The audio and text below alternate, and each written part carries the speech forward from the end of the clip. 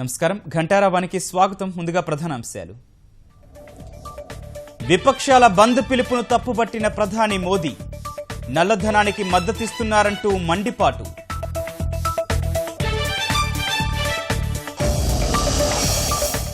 పంజాబ్లో జైలుపై దాడి ఘటనపై విచారణ కమిటీ గ్యాంగ్స్టర్ల ఆచూకీ వెల్లడిస్తే 25 లక్షల నజరానా ప్రకటన. హైదరాబాద్లో ముగిసిన డీజీపీల సదస్సు. దేశంలో ఐసిస్ ముప్పు లేదన్న రాజ్నాథ్.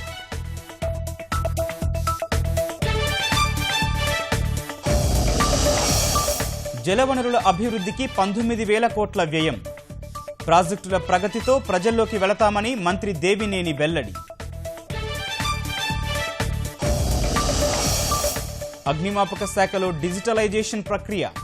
ఆన్లైన్ ద్వారా ఎన్ఓసీ జారీ చేస్తామన్న డీజీ.